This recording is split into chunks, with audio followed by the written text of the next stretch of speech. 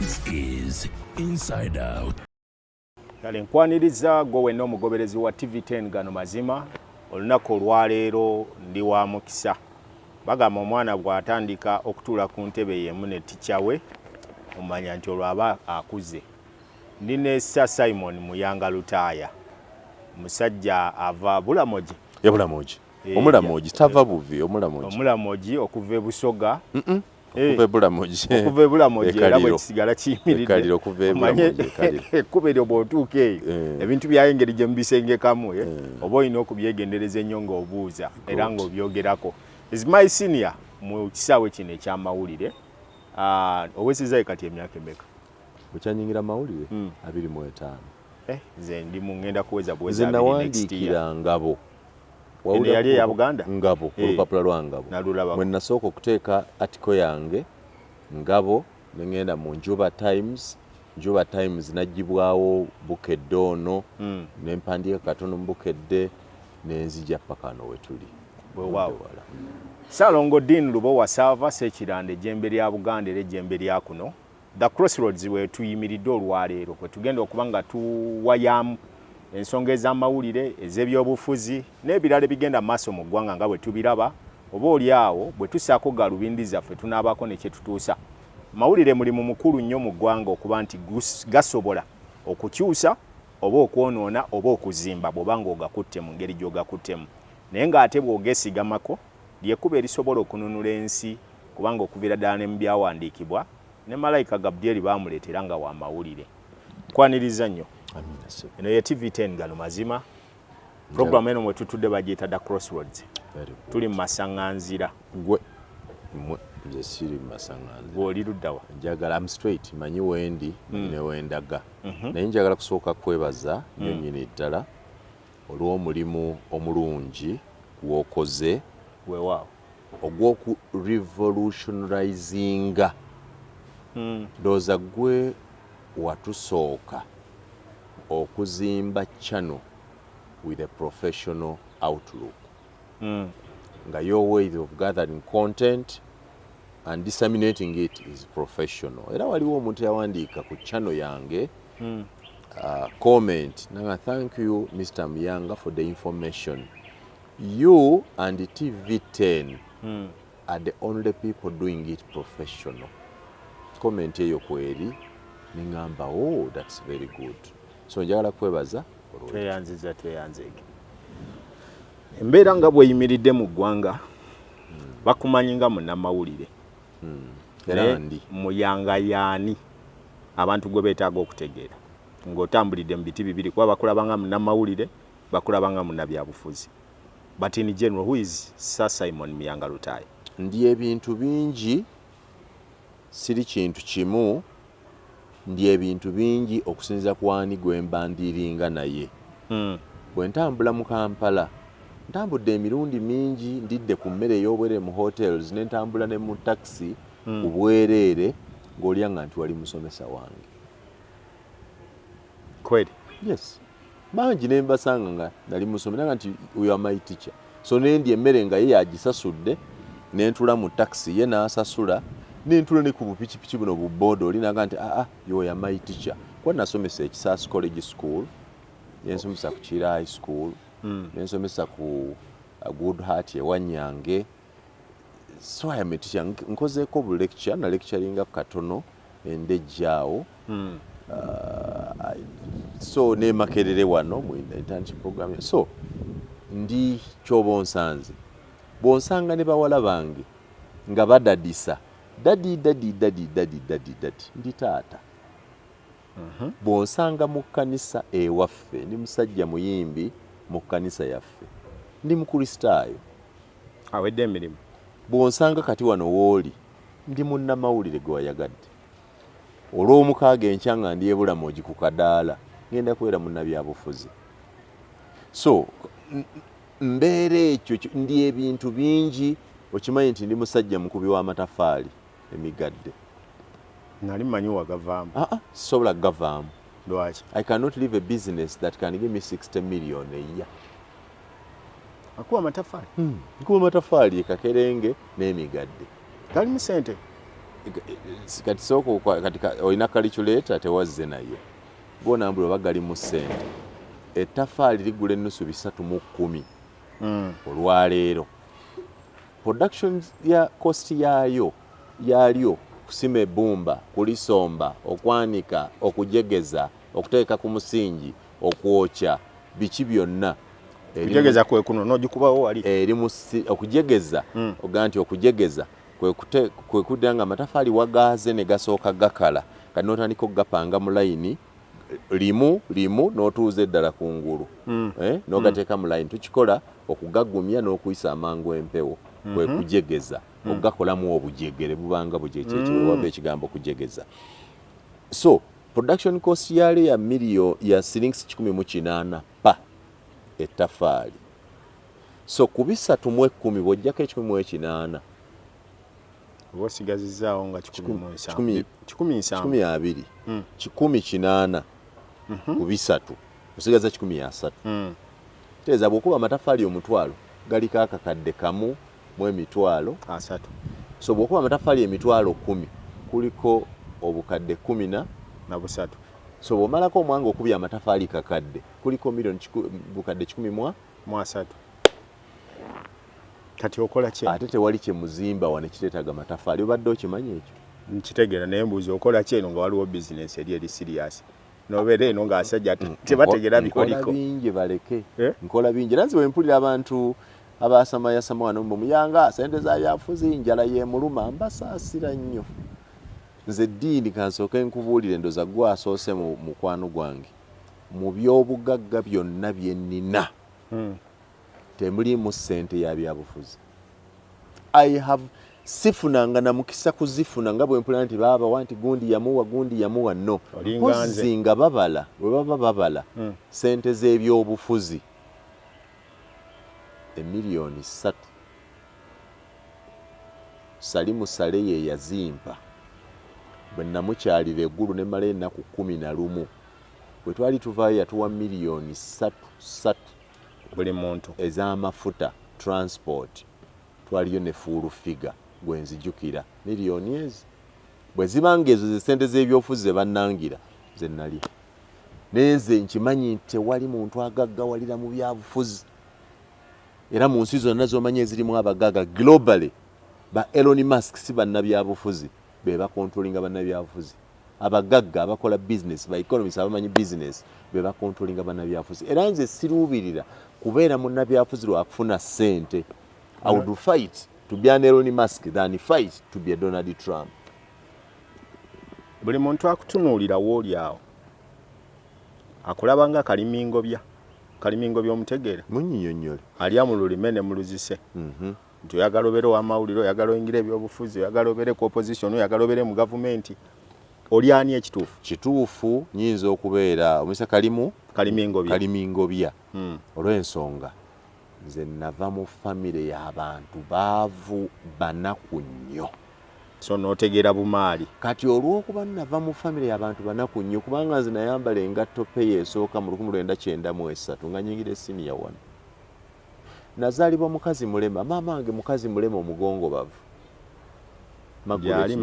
gyali omukadde Margaret namukwaya mukazi mulema okitegedde ate si mulema nti wakugulu nti kugira bugizi bwekuti omulema omugongobavu abeebusoga tatambulira mu kagaali naye atambulira ku muggo naye mulema amagulu gombi era olunaku lumu omuvubuka yambuuza mu bintu by'okusaaga bino nga tunoonya obululu mulaze maama wange nagamba oyo yennyoko yakuzaala atya ng'alinga ajerega obulema bw'oli nemubuuza nti okumanya bwe yanzaala olina kubuuza nti abantu ne banyiiga bali baagala kuba mulenzi lwaki amanyiira omukulu ne mugamba nedda mumuleke abantu babiri bamanyi bwe nazaalibwa ekisooka kitange yawoona olubuto kwanze nali siraba byakola owookubiri eyamuzaalisa ng'azaala olubuto obanga oyagala okumanya engeri gye yanzaalamu abo ababiri be bayinansa nze kyenina nti ye maama mukazi munaku ovudde mu famire y'abanaku maama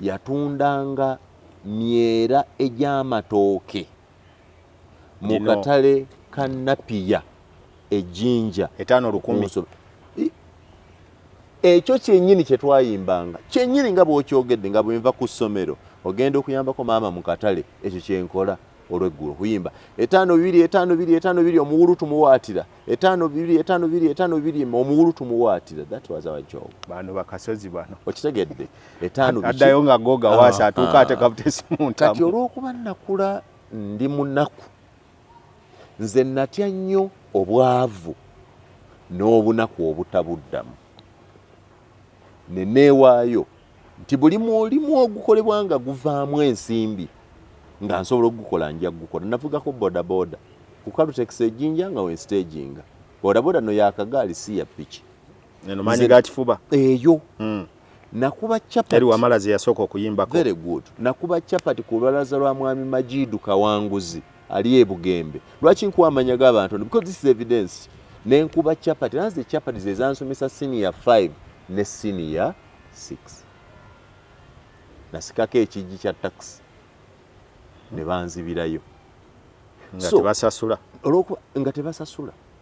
Nali musajja mwavu namanya nti nzaaliddwa nga ndi mwavu ne neekwata kuba nze muntu yekka mu Kampala muno atalina anko oba anti nga mugagga. Bw'oyinza okuba n'ekinoga nti kankubire mange manya anti ali Canada oba kankubire mukwano gwange akola mu revenue wano. Nze najja mu Kampala okusooka nasula ku street yawo ku Caltex walinga petrol station yawo bagitanga Caltex awo mu junction ng'ogenda mu Owino ova mu park empya enkadde eri kuno. Nasooka n'ensula awo kumala omwezi mulamba. Olwo gwe mwaka ki?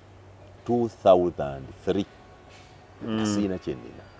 Awo waggulu awo walingawo gye bayita paka view awo nga era nozamwe mwabeeranga awo ekiro. CBS eyankozesanga namala nenfuna 2 mu CBS teyamanyanga wensula. Mwami Male Busulwa yali tamanyi wosula. Teyamanyanga wensula. Nasooka n'ensula ku street nga kwenva ogenda okukola nolwe nga tebakimanyi. Bwe bampa omusaala ogusooka ne ndyoka mpangisa enju ennaakulabye mu kiyaaye. Sooka olindeko oyingira otya CBS?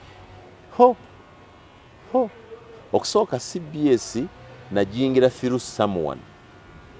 Era tomala gatomerayo walina okuba yakutte ku mukono n'akuyingiza. Bwembeera ebusoga walingawo omwami nga mita Goodman guweddeko yafa ebiseera ebyo. Bwe tuva mu njuba Times ne baggulawo CBS ye gwe baawa omulimu okubeera correspondent ebusoga. Bwe bamuwa correspondent nze ne musanga ne ntandika omuwanga amawulire. Yali musajja mulungi nawe negomba okuba amawulire nawe mazo gasoma.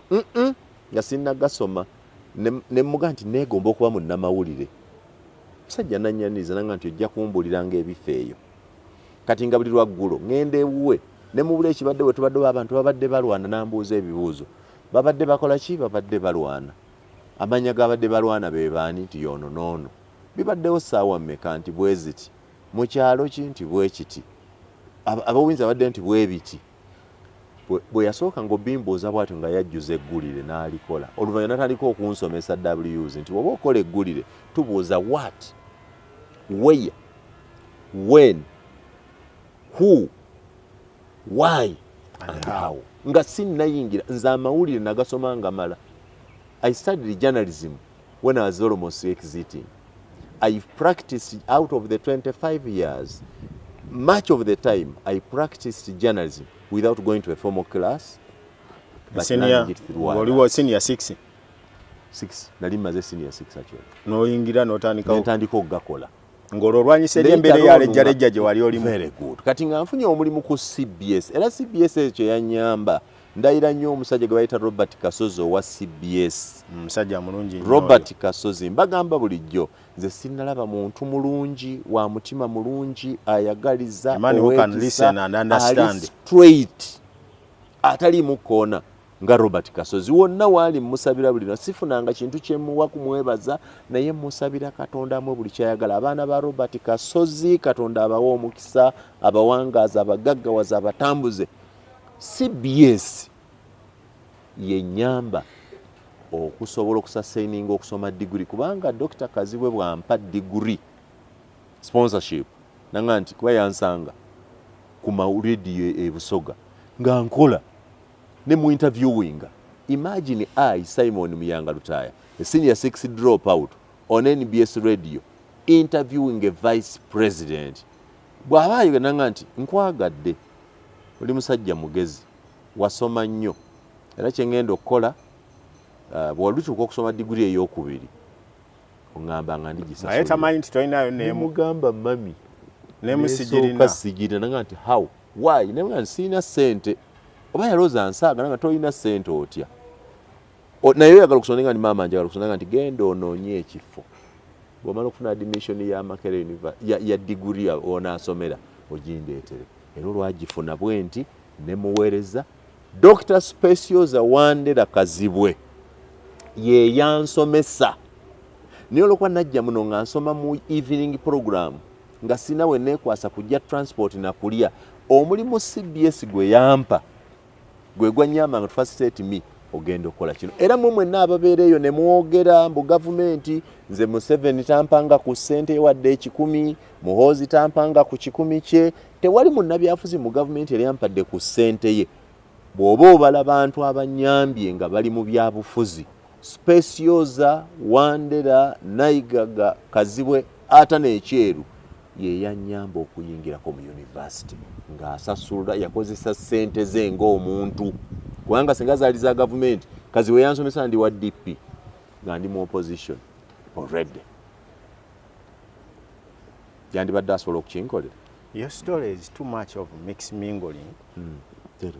Yeyingira eno nesala nedde eno erimu bingi era ngenda ndowooza ngiwandiike mu katabo naye abantu tebamanyi era bwe mbawulira nga bateemimu abantu nga boogera bwe batyo mbasaasira tebamanyi naye njagala bakakasa on record nze mu bugagga bwange bwonna bwe nnina oba bunene oba butono temuli ssente ya munnabyabufuzi era nze obutafana balaba bayingira NRM nti bamuwadde ekisawo bamuwadde ssente mpulira mbabawo ebisawo by'essente simanyi ogenda kuwokero house no parking emmotoka ne batikka ssente ne bagenda nze tewali yali ampadde ku ssente bw'eba eri yazirina azimpitira azimpe banvumira bwereere bannanga busa nze sirya ku ssente ya munnabyabufuzi NRM nagiyingirira ku bwereere bwe nagenda okwewandiisa mu yellow book omwaka oguwedde ng'abantu tebamanyi neetwala nzeka ne ŋŋamba Rugeso bamuyita Dani boogere webaffe ku kyalo e Buyuuge nti mpandiika mu yellow book yasooka kulowooza nti nsaaga kuba nga bamanyi bonna nga nga nti write me ne bateeka ennyo yange mu yellow book era juzi bwe ngenze ku nomination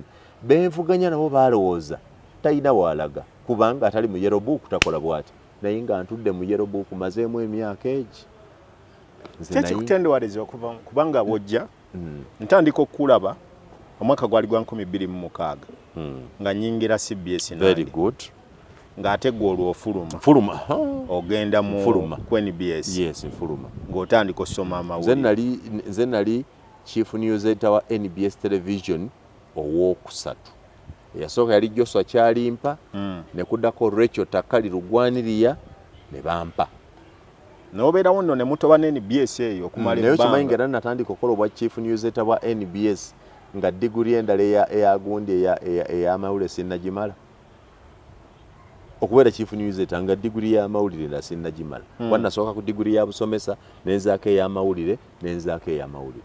Olugendo lw'ebyobufuzi bw'olutuuka wano ku minzaani n'olugendo lw'amawulire kubanga zombi zizitowa luli waliwo ogamba nti at least luno mbadde ndulinamu omukisa naye luno lukyaganye. Ekyamazima mwana wange obuzze ekibuuzo ekyo oludda lwenfunyemu ennyo amagoba lwe lw'amawulire. Amawulire ge gantambuzza ensi eziwera, amawulire ge gantuusiza kuba nze na interviewingako Museveni ng'abamu bamutya ne interviewinga Besigye nze na interviewinga Bill Clinton nga ze Wanyange olunaku lwe yajja mu Uganda mawulire.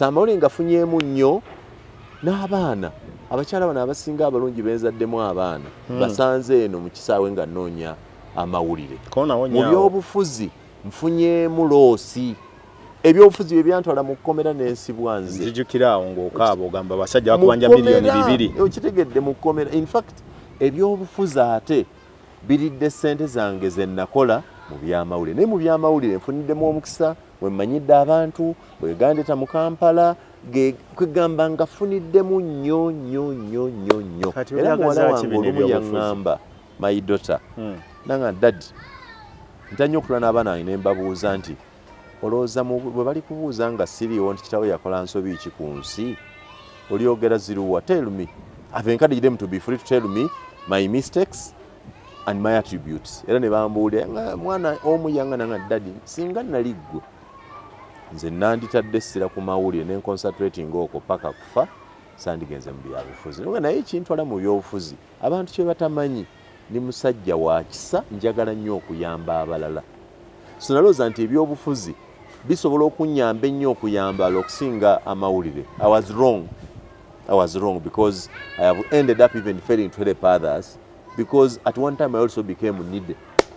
Nakola public wali osabye ku sente nakola public appeal nange munyambe bantwala I had become a pauper because of how did you get out of that situation je wali olimu kuba nalaba omusajja watonyereza ezziga you just get to know nti ddala ebintu bikaayi nali mpedde neebuzanya nti ebyobufuzi bye binsibisizza era obukyayi bwange obumu ku mwami Museveni buva ku ebyo abantu bye batamanyanga nenga nti for participating in an election and losing it and not being violent but choosing to go to court, the most civil thing a man can do, to seek justice, losing in court and failing to a petition and failing to pay, kunsuzizza mukomera yoyo Museveni atufuga ne mukyayira ddala ku boiling point. Over time, I have understood that maybe it was not Museveni, but many people. Abali mu parliament etteeka ery'okusasuzanga omuntu ssente mu petition nga agudde tebaliraba nga nabo bennyini basibwa olw'ekyo kwasinze ensoose ne Gagawala yasibwa oba wulidde bali nono Kahondo yavuganya Otafiire yasibwa naye baba bali mu parliament tebakiraba so nemanya nti running a government is collective responsibility.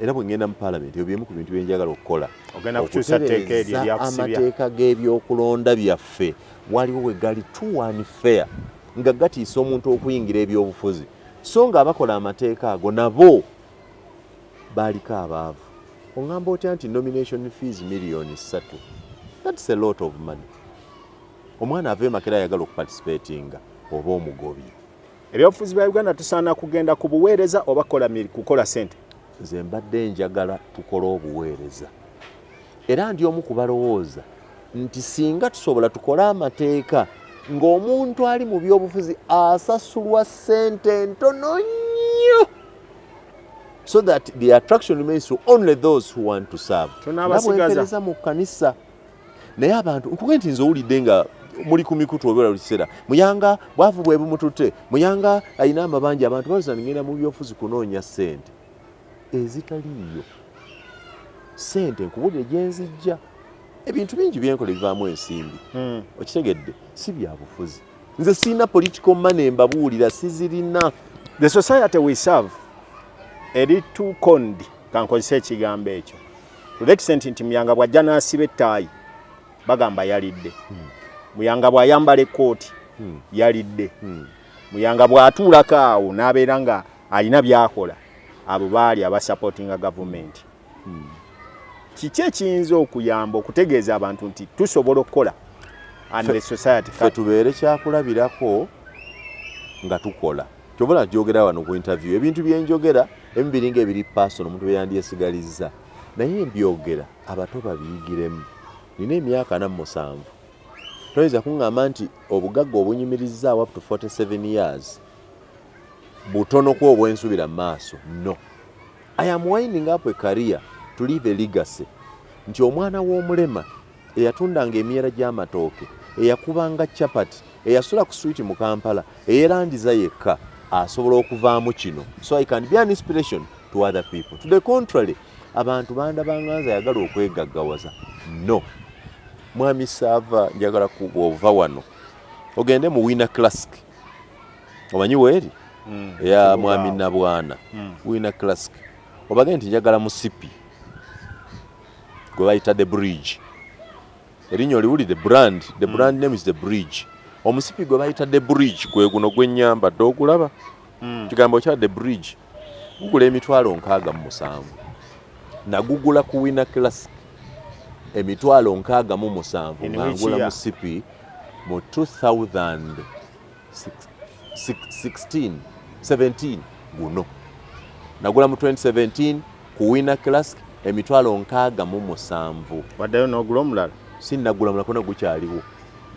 So oyinza okuŋŋa nti omuntu asiba omusipi guguno ogulabye the bridge guguno genda ogubuuze ate bw'ogubuuza embalala mu kibuga teguliimu eggulu togufuna ennya togufuna kati olina kulinnya mmotoka n'ojja mu kibuga olina gujja wano nagujja wa Winner Classic bonna mbabuza abatunda emisipi era bwebabuuza mu Winner nti gwe teguliiwo wano.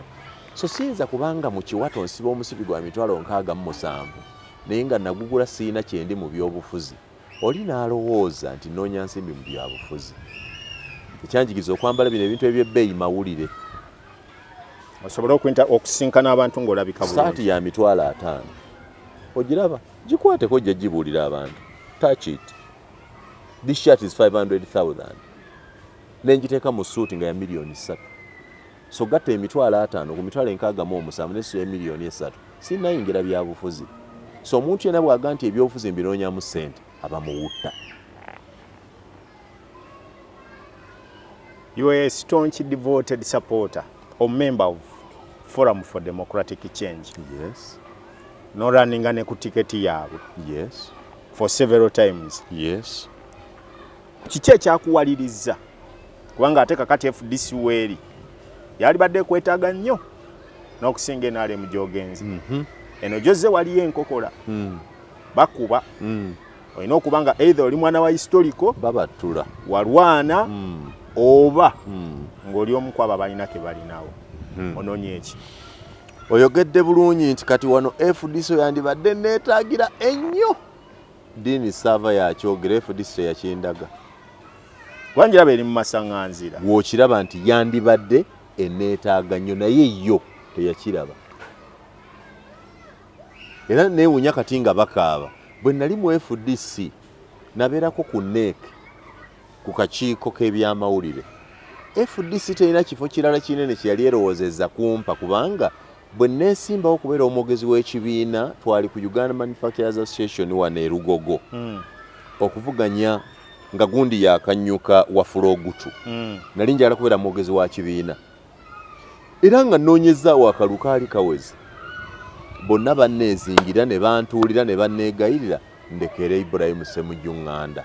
I don't regret living for Ssemujju Nganda.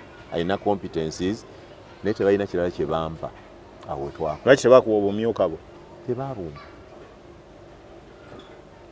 So you left FDC after seeing nti you're unwanted there.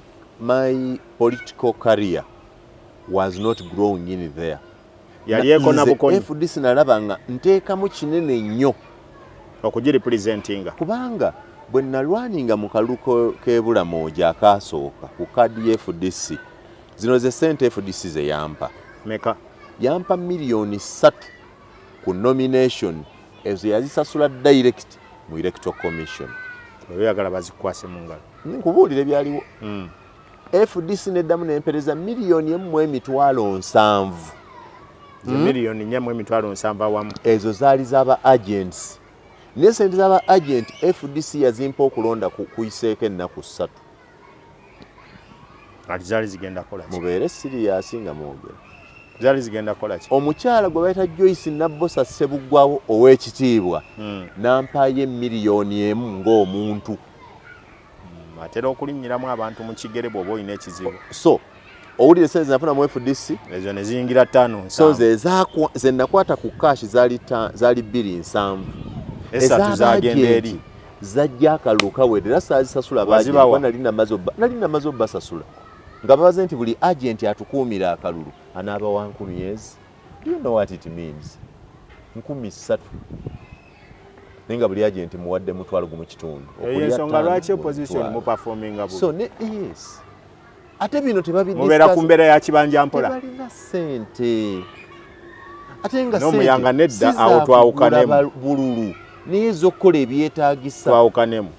Political parties zifuna sente eziziweebwa basing on the number of representatives be balina mu parliament. Eteeka pya esente ezo baziteekawo eryo lyakajja so ze kyenzijukira bwe tugenda mu kalwako okubiri 2021 FDC era yansasula nomination in millions 3 direct mu electoral commission kadi nga bagikuwa bulungi teriko kayana lwengenda ku nomination Nathan Nandala Mafabi nampa obw'emitwalo ebiri ebyobupya bwa millions 2 omwami gwe bayita Amini meya w'Ebusiya ye yazinkwasa nti Essigi agambye genda okole nga tuli mu kalukatuse wakati Nandala Mafabi nampereza million 10 ku account awo twakoma ne bakuteeramu banteeramu million 10 na meka na 2 ozibaze million 15 you're running parliamentary election nina amagombola 10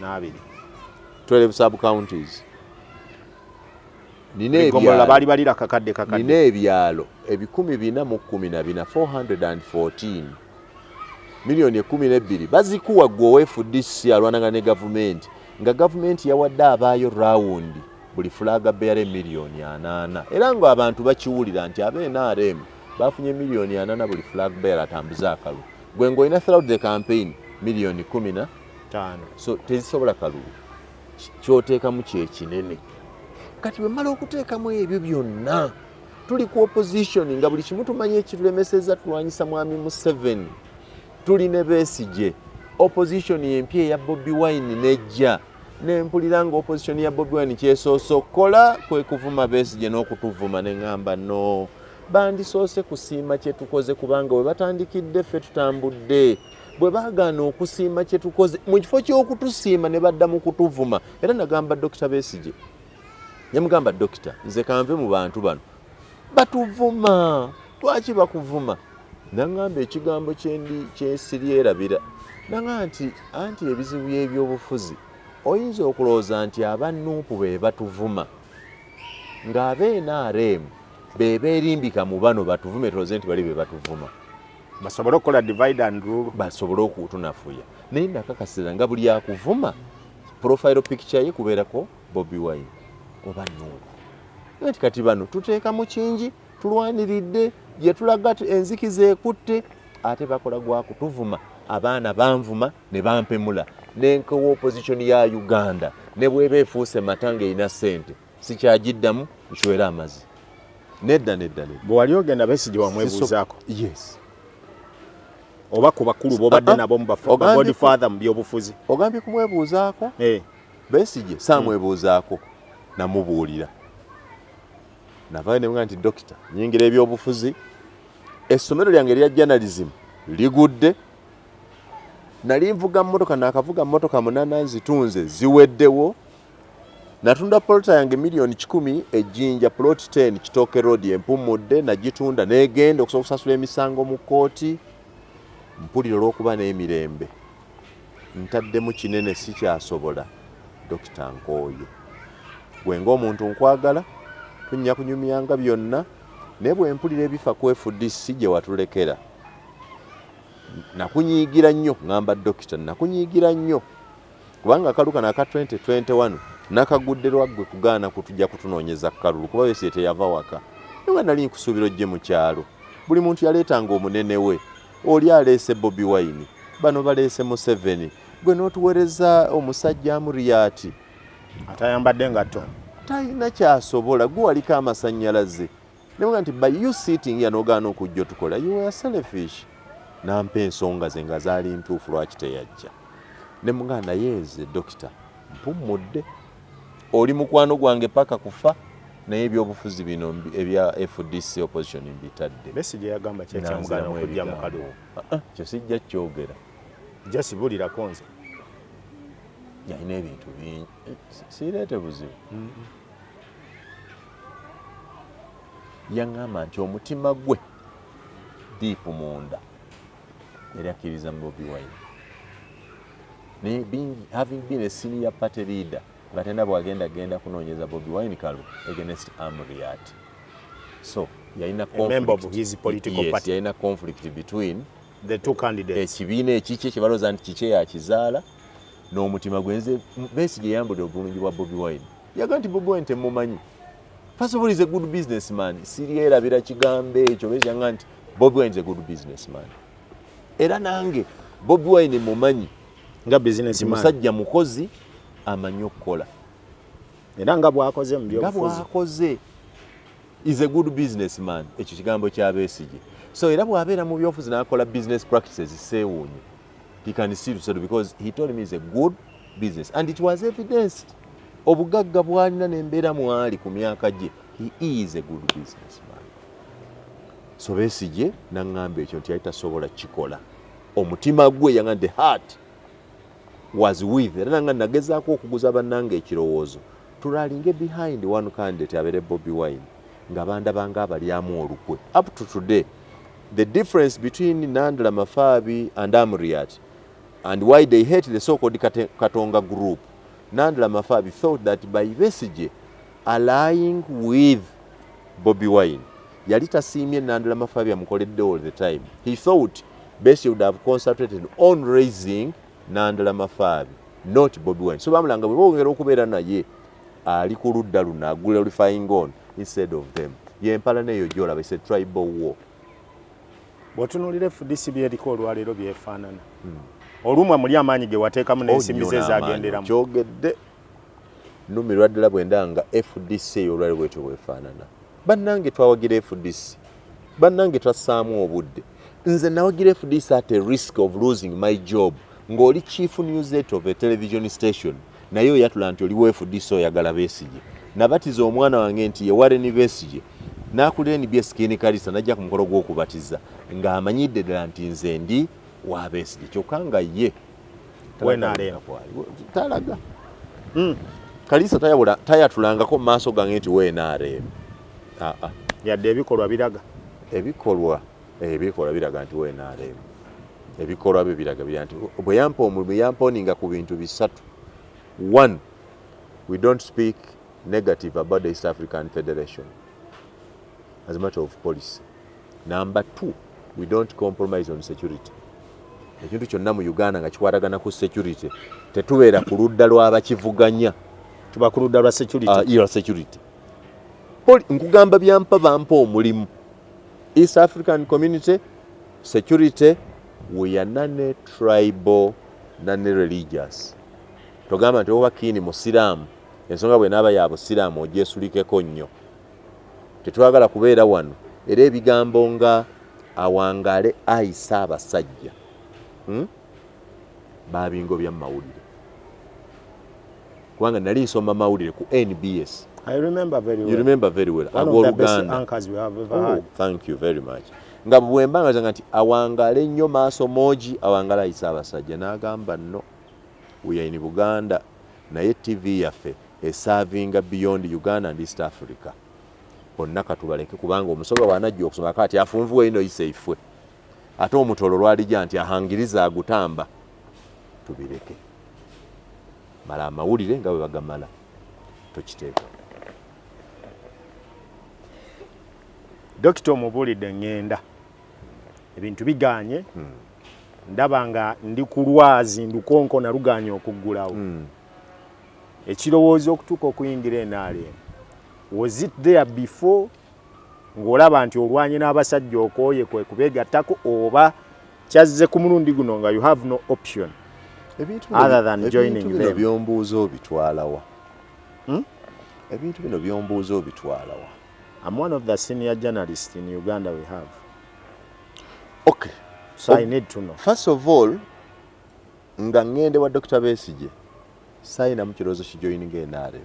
By the way, I had never imagined in my life that one day I'll belong to NRM and put on a yellow t-shirt. I had never imagined.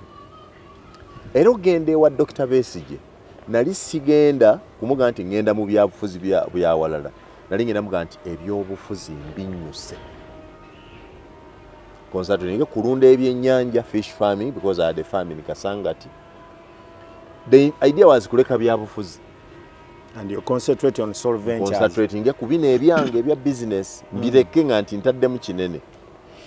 Now bwe nvaayo bwe ngendayo tumaze okunyumyamu n'enzira ntunulira opposition first of all nayingira PLU out of busungu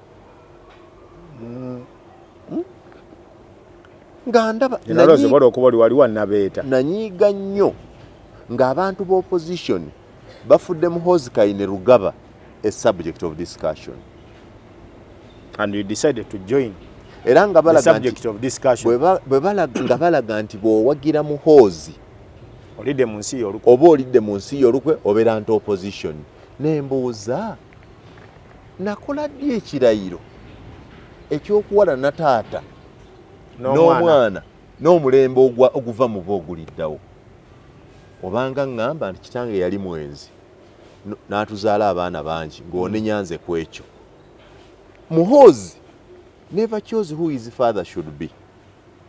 Muhoozi did not choose the career of his father and taata beera mu Nnamagye. Muhoozi had no making in Museveni becoming president. Muhoozi has no say in Museveni's wrongs bw'aba alina byatukoze.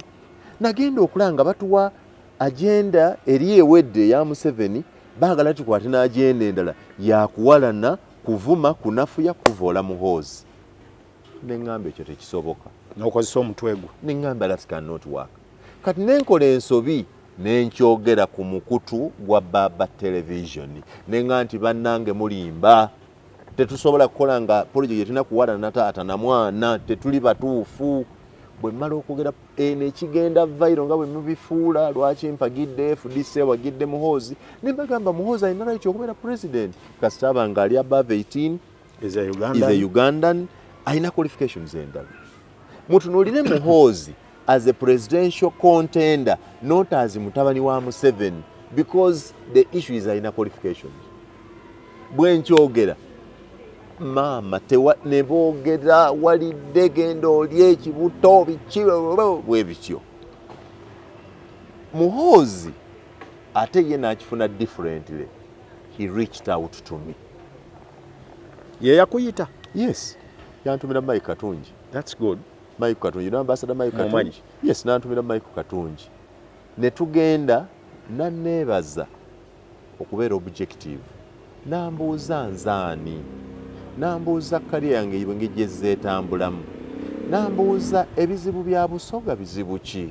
nambuuza olowooza kye tusobola okukolera Busoga bwe tumala okunyumyamu entebe nga tunyumiza we talked for 2 hours tuli awo tutudde amiable boy asaaga aseka bulungi omanyi kinyirira olususu oba kinywa mata kiina skini nungi nnyo kikwata mu ngalo bwonna we n'oziwulira mulino nga kisajja kirungi nnyo so ne tunyumya bwe tuba tumaliriza okunyumya n'agamba batukuba ekifaananyi twali feka babiri nga siraba kamera person tumala okunyumya tumaliriza kamera person naye nawe batukuba ekifaananyi nga nti anti bwe tunaakuba ekifaananyi ne tukiteeka mu public abantu batyo bajja kuntegeera bajja kulowooza nze wano kunona sempadde sente nnyingi naga nti ate bw'otalidda I can't lose this opportunity kwega naye nga ndaba nga serebu twekubya ekifaananyi nanga naye even where you were there in the desert now my brother why are you in the desert gyayogerako ye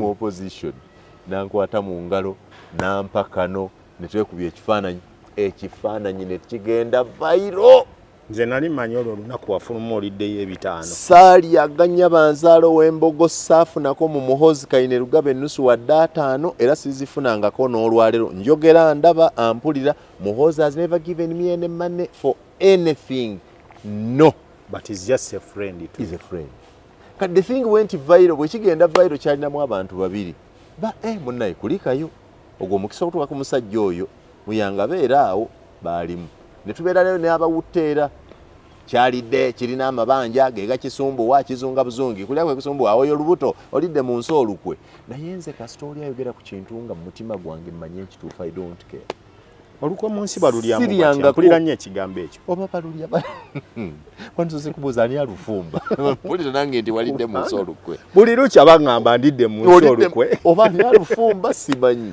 kati nze bane banyiga olumanyi simanyi so nenzikiriza ngenda okulaba nga Muhoozi gwe batugamba nga bulijjo kubanga eno mu opposition yeno nga tuli eno tunyumya bana kitabani kya Museveni kiwutta tasobola kwogera kitamiivu tamanyi na byakola bamusobola kwogera Andrew Mwenda yamuwandikira ebyokwogera amubeera kumpi nnyo yamubeera tekiina magezi ngeraga n'ebibuuzo bamutulira bitulira emboozi nnyingi nnyo eziri kabalazi. I strongly even believe that Muhoozi will make a better president than his father. I am 100% Repeat it again. Muhoozi Kainerugaba, given opportunity, will make a better president than Yoweri Kaguta himself. The guy is not what people know. The guy is not what people see. This guy is a gold mine seated on itself. You wait for his time. Byemulowooza nange byenalowoozanga musiru muwutta mutamiivu tekitegera bakiwandiikira Andrew Mwenda yatufuga. When I met Muhoozi, Andrew Mwenda was not there. We were alone. Yambuuza ebibuuzo ebyo binasiri byerabira naye nga buli kibuuzo kirina amakulu mangi. Kinkoze bubi nti okuva olwo wayise emyaka kati ebiri siddangamu kumulaba. But I would love him to be my friend. I would love to be in close contact, not because of his money, but to share with him.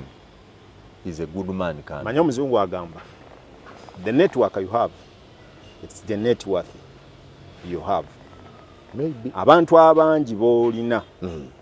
Muhoozi nga yandeetera obuzibu. Bwe bugagga bwo. Sava. Teyakuleetera buzibu. Buli amanja yagolokoka. Let me tell you this, teyakuleetera buzibu. Bwaba waliwo eradde yagala okukulumba okukuba. Muntu wani? So he gave you a blanket security. He's my friend. Ate mwagala ina amagezi bwe yaddamu n'ansanga e Masaka mu bantu abangi abaali bwe bati. My brother, nampita. Nankwatako nanga my brother, we have unfinished business. Manchi yali agamba unfinished business. Changing from desert. No, twateesa ku bye tuba tukola okukyusa Busoga. Nangamba ngene mbiwandiikemu ka concept. Nemuwa ka concept nanga nti I'll get back to you. Yali tanzirira ya we have unfinished business. N'abani gwe yagamba anfuna antwale. So I was happy nti kati bwe mba nvuma Muhoozi muvuma kwekyo kye mumanyiiko so si kukye nali mpulira bana abawulira balinde bakyamunyoma bamuyita muwutta agenda bafuga nga tebategedde atolaba Museveni ayali yasoma nnyo Museveni yakulire erwa enankani eyonga mwave entunga monga mwave atukala kasaana ono omwana ali polished ayinza otuvuga ata ono si wa kibanja mpola ono yambuuza ebibuuzo because I'm a journalist, you know I'm a critic. Namuli nanga nti kampulire ekiwutta kye bangamba bulijjo ekimongwa bye kyogera. N'abuuza ebibuuzo na who are you? How has been your career? What have you been doing in Uganda? Tamatama. Yes. You come from Busoga? Yes. Where do you see Busoga? Olabiri wabimbulira ebyamaama nti twakulira ku mbeera ya kibanja mpola. Asayagala kwemalamu nnyo supu ebyo. Nozimbawo kaawo.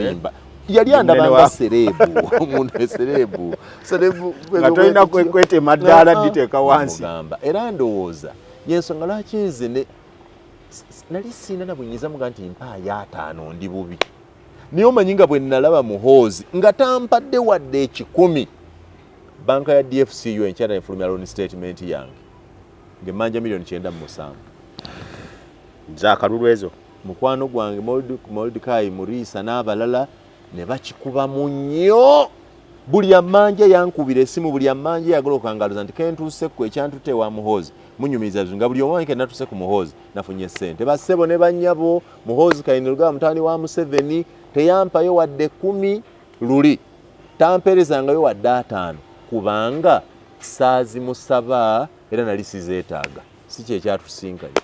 You have joined the NRM. Biri bitya bakwaniriza oba weetutte nga kyetwala? Netutenzeka nayingira NRM netwala nzeka kasita nabuuza mu PLU leadership ne batugamba nti tugenda kukola political party ne batusindika. Mugende wali ekyantu kye batannamanya wagenze kutega PLU ye yatusindise muki mu NRM. Yo PLU wayingira awo mbadde sinategeera wayingira officially? Nayingira. You have a card? Oh yes. I belong to a full member. I'm a full member. Otula ku kiko olufuzi oba just oli wano eriyo bagatega eriyo bagashumba ffe tuli wano wansi yashumba amanyi PLU bali ku Seeke Gashumba Kojange Kabanda Michael Mawanda ne bonna bali kati bali mu NRM banoonya kaadi. So fenna it was a policy position nti fenna all leaders tugende tukompitinge mu PLU. Kye bakoze kyendaba batuwadde baptism of fire. Kati nganze yava mu FDC nenyingira PLU yokunsindika mu NRM tebatuwadde support na orientation on how we should do it. In NRM or the PLU? NRM, because on sindise saba osindika omwana ku dduuka omuwa instructions ziri clear. So batusulayo busuuzi. On history, Nyerere Mwalimu bwe yali asindika President Museveni okudda mu Uganda yamuweererezaako akabaluwa nga musindikewo bote baba weereddeko akabaluwa oba mwazze bya mu magaye tata atusindise tata agamye nzije bwebeina be yawadde nze siriimu tenampa anything nwana parliamentary race on my own volition ate njagala nnyo abantu abagenda okumpa akalulu bampe lwakuba bantegeera nze the person agenda obbakolera not much more like PLU. Akalulu k'omwaka guno akajja 2026 in a simple term kalinga kafaanana nti it is a final wrap eri omusajja omukulu it's a game changer to the new blood and kasuubira okuba akavaawo mpitewo. How read I? Ko kavaawo mpitewo naye ekyenjawulo ekiri mu kalulu tekagenda kubeera mu fujjo. There will be no violence. Nga tuwulira protestive vote. You protest. Kati abalangira protestive vote be bagenda okuprovokinga violence. Walabyeko ku byabadde Kawempe mu by election. Mbirayi. N'abasajja Mboke yavuze. Mbadde mbiraba. Osuubira tegenda kuba 2026. Mu bifo ebimu naye akalulu okusinza ku bwenkalaba ekikalimu ennyo ekikulu kati ssente. Our election cycle has become completely monetized. Someone says boba toyina 1.5 billion don't compete for parliamentary seat. Olutandika okwogera bwoti ne batandika okubala gaba 10,000 atuwa 2,200 tuvaawo na 5 oba mmeka mukyalo muba wameka ekitegedde mukyalo muba wameka abalonzi abalonzi bangi ngamba muba wameka mmekeyo kati bobo bayitamu 10,000 waliwo nga babiri waliwo okubayisaamu amaaso tuba ne ba personal assistant nobuuza nti bali bameka nandi bali 1,000 n'okwata bando ya mitwalo 10 nga buli omu ajja kufuna 1,000 nebaayo enjogere yaffe y'ekyavu nze gye nkozesa akasukali aba nalyo taba mutiitiizi bane muli mutya sagala kumeba muli bameka nti banange muli mutya mwebale ntaka kwaba kweyongerayo emitalo gina 2 njirekero chairman ze nenvaawo simanyi bwe bagabana bafuna 5 oba mutwalo bali 10 oba 5 oba 2 negoleseo olekawo batobaze era obafuna nnyo kubanga nnabe maliza nabo nga bafunye mutwalo kakaaga 5 kasanvu ne bayafuna 10 ne yafuna 5 naye kati lifuuse etteeka tosobola kwogera n'abalonzi n'otambuza bigere by'ombugo for God and your country gitwalire ennyoko for God tekyaliyo oyina okulekawo minzaani bwe weetuulamu wali ku gundi kuba obaddeyo emirundi 3 NRM tempanga ku 10 kyayo wadde ssente kyokka buli akulaba amuyanga wava gye bajjula wagenda gye balya wava gye bawata wasemberera bakery tuwe ku ssente muyanga totuleka tuwe ku abantu balowooza nina ssente z'enani basebo ne bannyabo n'ezo zonna ze mulabambawa ziva mu bizinesi zange mpozi n'emikwano sekinnoomu sinnafuna ku ssente ya NRM yonna oba bwe naatwala fulaga banaagimpa oba tebampe NRM abantu banfulira bwereere ne fulaga sikakasa kuba ssente incumbent zaalina nezange lutalo ddala naye nga mbabuulira munvumira bwereere incumbent tosobola kwogeramu naye n'akulekera ekifo nandekera nandekera oba ne mutuula ku mmeeza lwaki tasobola kundekera omuntu gwenvuganya naye incumbent musajja wa maddu nnyo mu byobufuzi kubanga bukyava ku ssomero tasuubulangako nnyaanya tatundanga ku mukene tazimbangako olwava nayingira obwa kansala n'abeera deputy speaker wa manya speaker wa council n'olwaddako ye munnabyafuzi takolangako kintu kirala kyonna atiira ddala embeera eri eno nze sigitya kubanga nsobola okukola ebintu ebirala byonna naye ye takolangako womuggyako obufuzi ayinza n'okufa There is a saying again amaaso kuba ekirungi nti mbuuza wa mawulire. The new blood eri mu NRM eri mu kutwalaganya ba historical. Have you witnessed that? I do, and it could be one of the reasons I am there. Let us get into NRM, we the young people. Learn from these people how they have been doing it to last for 40 years. Before they go. Allow them to go. Modify, not dismantle. Modify and move forward. Is it the reason why PLU badge freezing at a go? Ani yaji freezing. Mwali ku on the go. Ani yaji freezing. Babaga no. Baani abatugamba. Musooke muyingire wano. Baani abatugamba. Abakulu. Abakulira abaana ba PLU. Saali mu lukiiko olwo naye nze kyemmanyi nti I think at later they realized that there would be great confusion if we tell people that Museveni's son is competing with Museveni. Then too, there will be a party of the son and a party of the father. Because abantu babirabanga PLU on its ideals, NRM on its ideals, balaba individuals. Kati nuku bagita ya Bobi Wine. FDC yali ya Besigye. PLU ya Muhoozi. NRM ya Museveni. If we looked beyond it, waliwo Museveni the individual, but there is also a whole book called the NRM Manifesto. It will be a difference. Ebyo bintu byenjagala okufuna omukisa mu gavumenti bw'eba ewulira okufuna omukisa tusomesa abantu baffe. Tutandika okubeera n'ekibiina ky'ebyobufuzi ng'Echina, ng'ekibiina ky'ekyamaanyi so si akamasu kalinga akabalidde mwenna buli muntu abadde avuganya Mwami Museveni okuva mu myaka gye96 okutuuka leero. Bw'aba tafudde, bw'aba taddukidde mu buwaŋŋanguse, amwegasseeko. What is the magic behind that? Era kale nja kwogerako n'abavumi be muba nabo. Wali abavumi eyo? A critical mind analyzing Mr. Museveni would appreciate that he has greatly performed. He has reorganized our country. That one in I the accept spheres also. Of economy. Nzikiriziganya. Sente kati oziraba. Omanyi lwaki tuzinoonya nnyo? Because twamala okumanya omugaso gwazo ne value. Tuzinoonya. Number 2, Museveni has eliminated all political questions in our country. What do I mean? Bannayuganda bamanyi ebifo ebyesimbibwako mu Uganda. Tulina ebifo miliyoni 3. Tulina parliament. Bakimanyi nti erondebwa bulonde. Bakuwewerera. Kale tujja kulaba. Time terwa. Jijo jigenda. Katukulinde. Because they have hope and sure hope that there will be an election. Number 2, they know emyaka.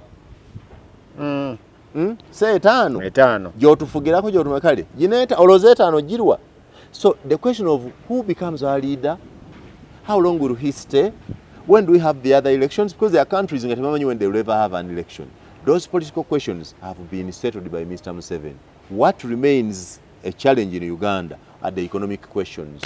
Abantu bamanyi MP aliko n'empigwe banazzaako.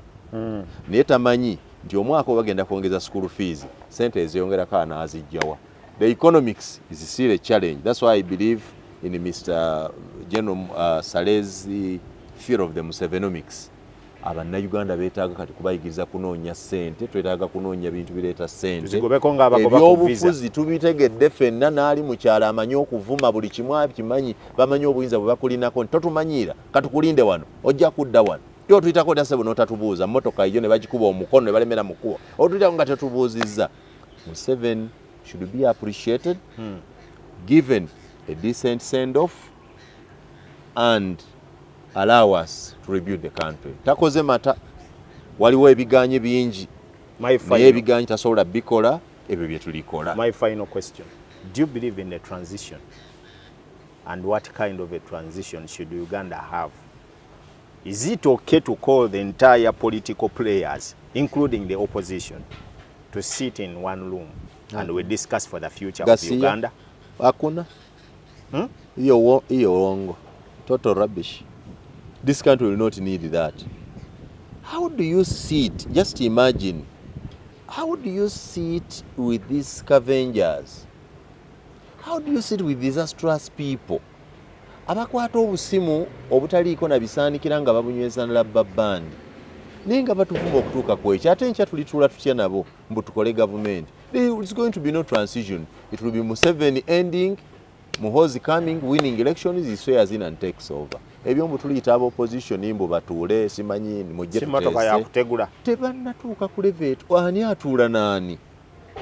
Look at the level of intolerance there. Look at Nupu Kyagulanyi versus Mathias Mpuuga. Do you think after Museveni, most of the opposition political players will go to exile? No. No, they shouldn't. Because most of them have been abusing the sun. I want Muhoozi, bw'abanga obwongo namulamba bwe bulimu, to make this country so hospitable nti ye ne bw'alivaako bonna abaamuvuma ne bamanyi nti baamuvuma tabafangako agendanga bugenzi mu maaso kubanga ekyokumuvuma kye bali bateekwa okukola era mu kumuvuma kye kimufudde kyali. So ndowooza nti I will talk to him and tell him we need to create a peaceful country for those who support us and those who oppose us. Kano ka Bobby simanyi Eddie Mutwe nga bwabuyita biki ebyo, those are his bad days. That's why he tweets. Those tweets are jokes.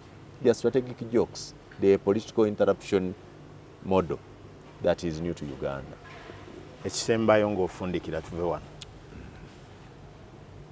Bantu b'ebulamogi babuulire mu lulimi lwennyini bawulire statement eno ebatuukeko. Naye wanneetegekedde.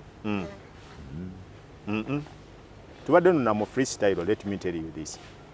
Onkaliridde. It has been a freestyle. Webanga egembisi sebebe lwa luyidde naye kale.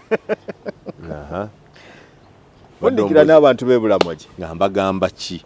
Kubanga akalulu okeetaaga. Nkeetaagira ddala. NRM ogyetaaga ekuwe kadi. Nkeetaagira ddala. N'ebisembayo siyinza kumma mu kisoogo ng'ate olina omuzindalo ogusobola obbatuukako. Bassebo ne bannyabo ntakakube bali okutuwulisisya n'okutugoberera ku mukutu guno.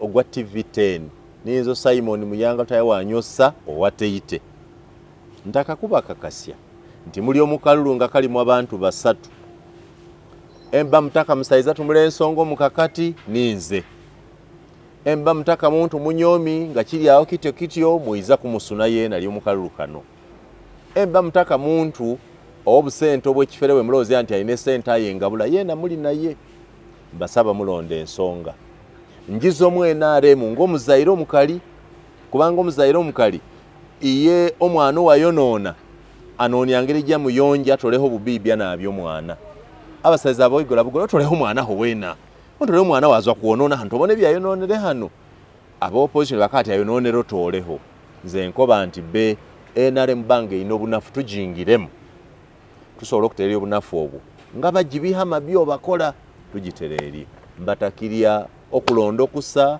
ndio mukalulu now and for good tibaba be hati ko jindi project ya nani ebyo timwabifa kubati we batumula buli muntu nga izire mumpe kadi NRM tutereri NRM mulekero okulonda ngondi nga balangirira gondi mulekero okuba omufujo bano basibirayo bano ko jitimu gundi esibire yono nze ebyo timbikola oteite His Royal Highness Edward Columbus Wambuzi ahangale ino era beho sebo webali neyanzege amina abadde sa Simon Muyanga Lutaaya musajja mutuuze w'ebulamogi era mulamogi mwene so mbadde nanyere mwene wisen nanyere mwene is jinja meaning real fetugamba nanyere mulamogi nanyere is real mulamogi na siyinza kubiddamu ebyo nja kubisobya kambi mulekera abimalirize naye ku production nkoze ne Scovia Tusime our main producer Regan Kasozi wamu ne Ronald Kasibante omukyalo ono samutegedde manyage abaddewo ku lwa station Faith Muyanga mwala wange my daughter yes. Omwana akoze ne taata we bulungi nnyo mulimu ajja kuba gutegera bulungi nnyo bano bagambye bawulu sibwe kiri ono ye Regan Kasozi naye ono ali mu kufundika mutwe wansi tannasaba n'oli namba akola atunudde wansi kati oli ye Ronald Kasibante Kasibante shapu mukojjange shapu wow kale n'olwekyo abaana babagoberedde emboozi eno bw'oba togirabye ku TV10 ojja kusabola okugisanga wa Sir Simon Muyanga Lutaya SMN News UK nga bwe nabwe badde yimiridde tusinkana omulundi omulala the crossroads wano weekomye Mukama Katonda atukuume ffenna tuddemu ate ng'era tukyali balamu mweraba.